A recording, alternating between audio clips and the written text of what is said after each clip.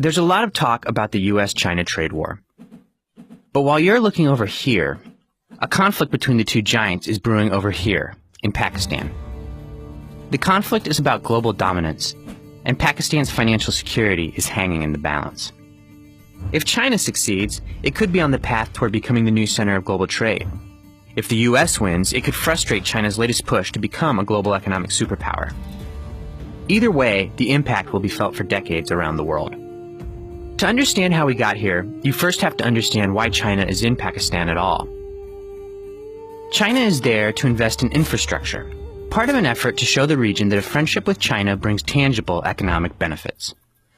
This falls under China's Belt and Road Initiative, aimed at building up China's global trade network. President Xi Jinping started it in 2013, and there are estimates that China plans to spend as much as $1 trillion on infrastructure projects in the next few years, across 68 countries.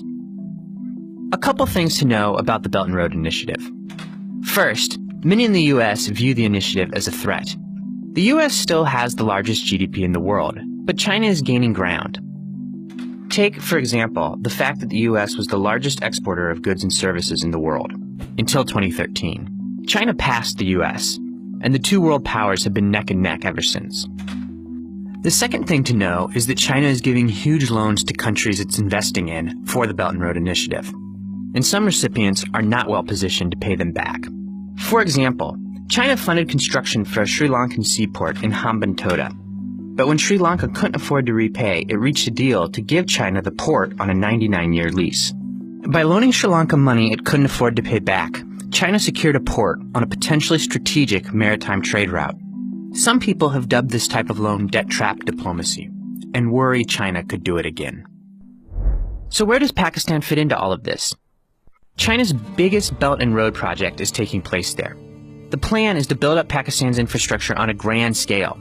Once completed, China could use these highways, ports, railways, and pipelines for efficient access to the entire Indian Ocean, and continue to supplant the US in Pakistan. But for Pakistan, there are a lot of catches. And these catches are driving Pakistan, which is already struggling economically, deeper and deeper into debt. For example, in one initiative, China is building a series of hydro, wind, and coal power plants. But as part of the agreement, Pakistan has to buy the electricity produced at a price that covers a hefty return on investment and pay back the debt. The country is already falling behind on payments, giving Chinese authorities more leverage. Pakistan is expected to ask the International Monetary Fund for a bailout. Experts say they will ask for at least $8 to $12 billion, maybe more.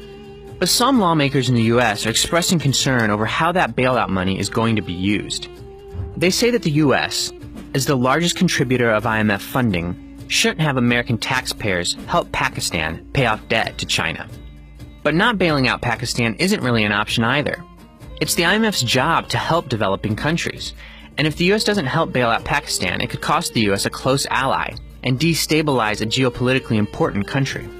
So the U.S. is expected to use this as an opportunity to limit China's influence in Pakistan. One way it could do this would be to influence the IMF to place terms on the bailout, such as specific restrictions on borrowing from China. This would force Pakistan to significantly scale back Belt and Road projects. Pakistan, for its part, is in a tough spot. On one hand, it may need a financial rescue from the IMF, funded in part by the U.S. On the other hand, it desperately needs the infrastructure improvements offered by China. And the incoming Pakistani administration has added another complication.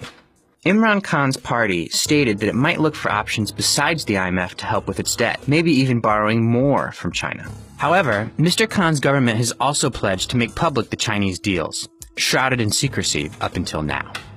If the U.S. comes out on top, it could start to discredit China's Belt and Road Initiative.